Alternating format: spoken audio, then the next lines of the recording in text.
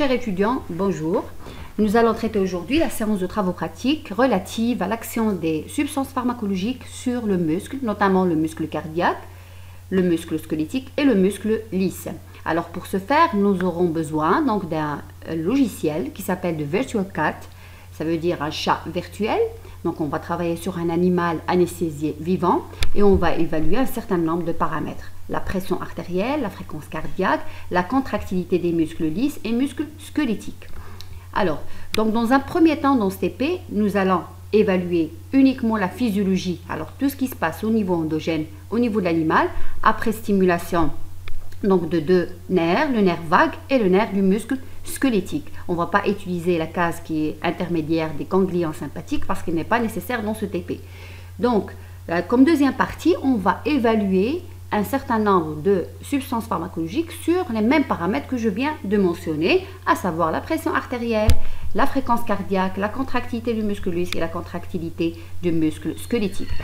Alors, on va commencer par présenter le logiciel dans un premier temps. Alors, ce que vous avez sur la gauche, ce sont 4 paramètres qu'on va étudier. Donc, la pression artérielle, la fréquence cardiaque, la contractilité du muscle lisse, qui est la membrane excitante de l'animal, et la contractilité du muscle squelettique, qui est le 4e paramètre. Alors sur la droite, ce sont les valeurs correspondantes à tous ces paramètres-là. Donc vous avez la pression artérielle systolique, diastolique et sa moyenne. Systolique veut dire la contraction du cœur et la diastolique veut dire le relâchement cardiaque. Et là, vous avez la fréquence cardiaque en battements par minute. Et là, vous avez la contractilité des deux muscles. Muscle lisse qui est la membrane excitante en GMS et le muscle squelettique qui est là avec la même unité. Ce que vous avez en bas, ce sont d'autres touches qui vont correspondre au défilement des tracés. Donc là, vous avez la flèche pour défiler en arrière et là, vous avez une autre flèche pour défiler en avant, le bouton démarrer, le bouton stop et là, vous avez les 3 cases. On va utiliser 2 cases sur les 3 pour stimuler le nerf vague dans un premier temps et dans un deuxième temps pour stimuler le muscle squelettique. Et là, vous avez une case relative on va dire aux paramètres précis.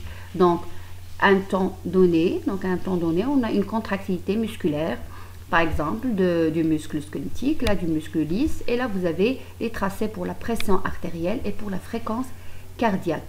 Alors, on va commencer par la première partie. Et avant de commencer la première partie, on va déjà définir ce qu'on a sur la barre supérieure. Vous avez File, ça veut dire, dans File, ces fichiers, il y a plusieurs paramètres aussi. Donc, vous avez Nouvelle expérimentation ou New Cat, donc Nouveau chat. Load pour télécharger, sauvegarder et imprimer. Et là, vous avez la colonne des différentes substances pharmacologiques qu'on va utiliser.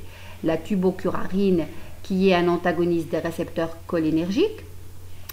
Et là, la noradrénaline qui est un agoniste des récepteurs adrénergiques, l'acétylcholine qui est un agoniste des récepteurs cholinergiques, nicotiniques et muscariniques, la néostigmine qui est un agoniste indirect des récepteurs cholinergiques.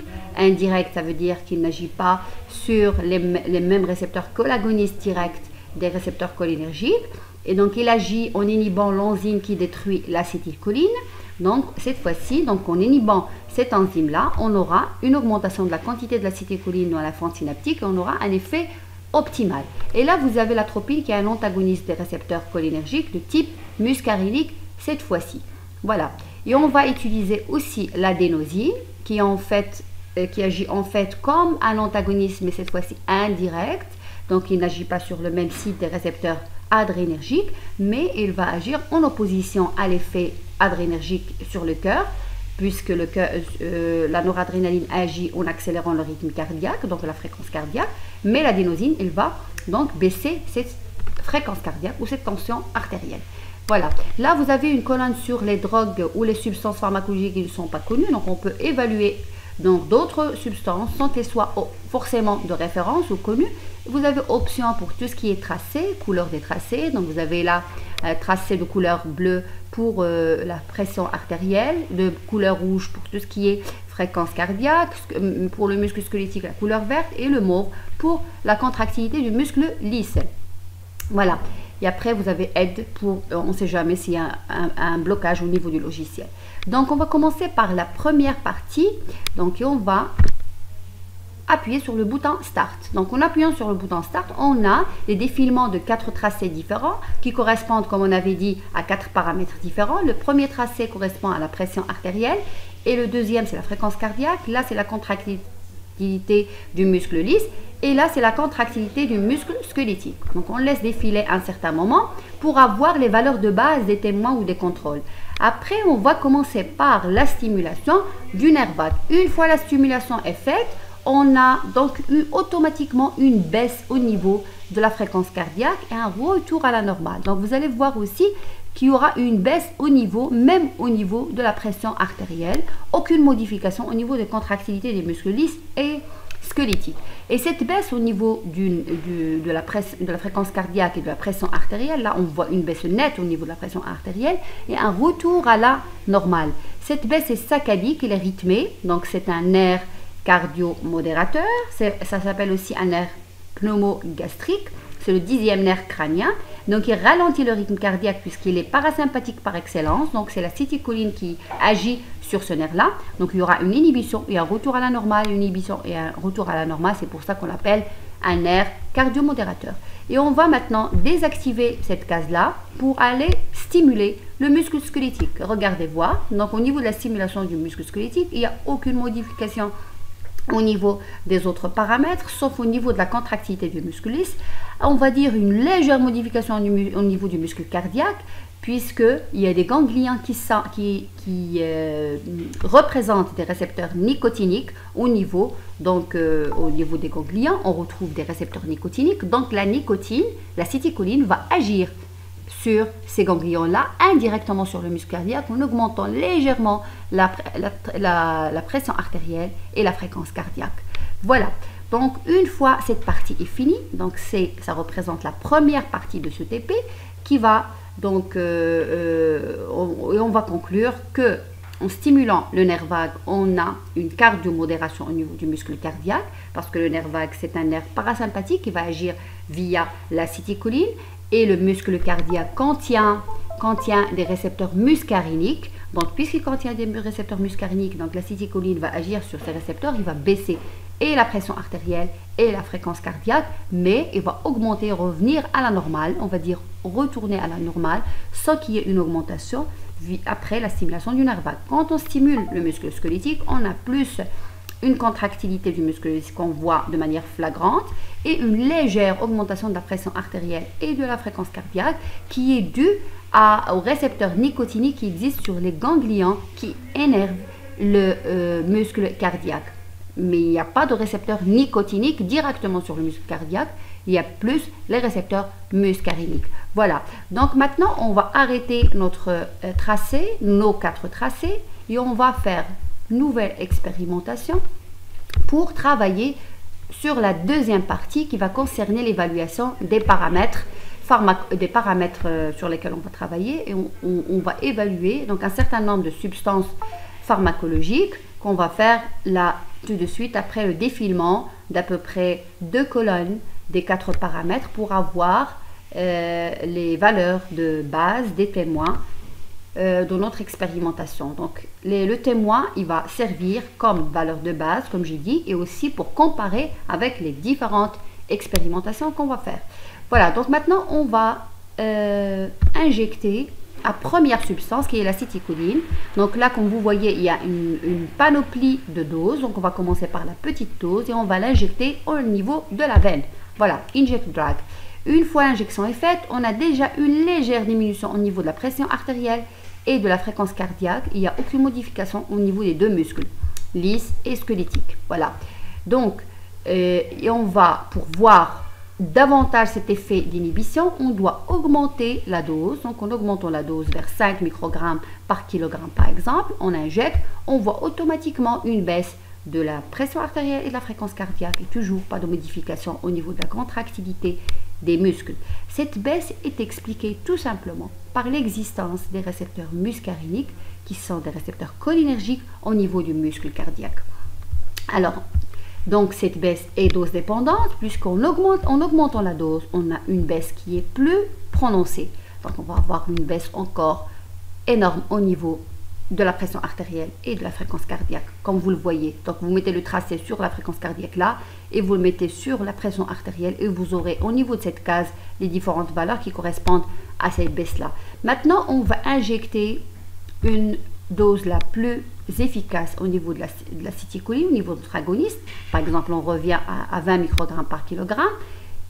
Donc, comme antagoniste, donc on voit toujours la baisse et on va injecter un antagoniste, par exemple, muscarinique. Voilà. En injectant notre atropine, on voit déjà qu'il y a une légère augmentation de la pression artérielle. On va injecter une dose plus importante en atropine, par exemple 10 mg par kilogramme, et vous allez voir qu'il y a une augmentation qui est significative et de la pression artérielle et de la fréquence cardiaque pour revenir à la normale, parce que l'atropine, c'est un antagoniste des récepteurs muscariniques qui existe au niveau du muscle cardiaque et n'existe nulle part, ni sur le muscle lisse, ni sur le muscle squelettique. Voilà, ça c'est juste pour avoir une idée sur l'antagonisme et l'antagoniste et l'agoniste des récepteurs donc cholinergiques qui se trouvent au niveau du muscle cardiaque. Voilà, et on va injecter, on va faire la même chose avec la tubocurarine, qui est en fait un antagoniste des récepteurs nicotiniques de type cholinergique. Donc il n'y a pas d'effet flagrant. Donc on va injecter une concentration, une dose plus importante par exemple, et on va voir s'il y a un effet. Voilà. Donc là, il y a, puisque c'est un agoniste donc cholinergique de type nicotinique, et les récepteurs nicotiniques n'existent pas sur le muscle cardiaque, mais ils existent sur les ganglions qui innervent le muscle cardiaque, donc on n'aura pas le même effet que l'antagonisme muscarinique, on aura un léger effet, d'accord, comme je l'avais déjà expliqué.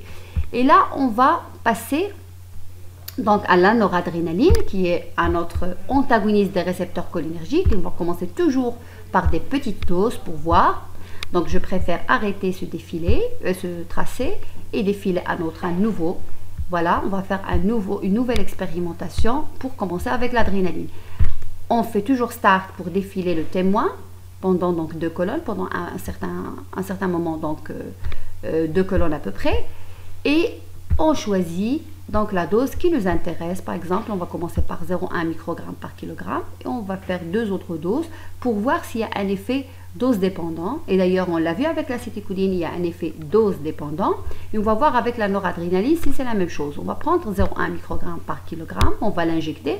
Normalement, on est censé avoir une augmentation et de la pression artérielle et de la fréquence cardiaque, et aussi au niveau du muscle lisse, on doit avoir une contractilité qui va apparaître. Cette dose est très petite, donc on va l'augmenter vers 5 microgrammes par kilogramme et on va injecter, et vous allez voir qu'il y a une augmentation et de la pression artérielle et de la fréquence cardiaque et de la contractilité du muscle lisse. Pourquoi le muscle lisse?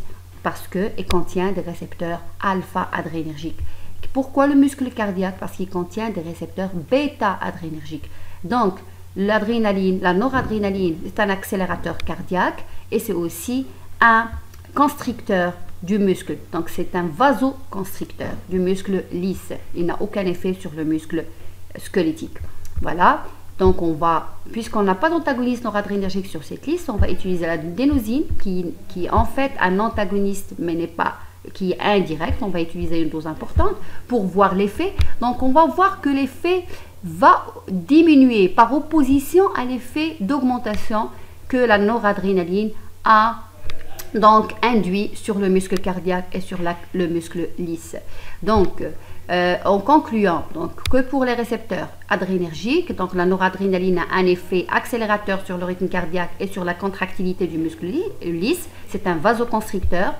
En appliquant un antagoniste qui est indirect, donc on voit qu'il y a une opposition de l'accélération du rythme cardiaque par augmentation du rythme, par diminution du rythme cardiaque, et aussi par une diminution de la contractilité du muscle. Il y a un retour à la normale automatiquement à la fin. Donc il faut lire votre polycope de ce TP sur le muscle, et après, donc si vous avez des questions, n'hésitez pas à posez vos questions sur le forum de la plateforme Moodle, donc sur lequel je vais déposer cette vidéo de cette séance de travaux pratiques. Et bien sûr, nous sommes à la disposition pour toute question et pour tout commentaire relatif à cette séance de travaux pratiques ou même aux 4 séances de cours qui sont déposées sur la plateforme du cours de la pharmacologie générale. Voilà, je vous souhaite bon courage et à très bientôt.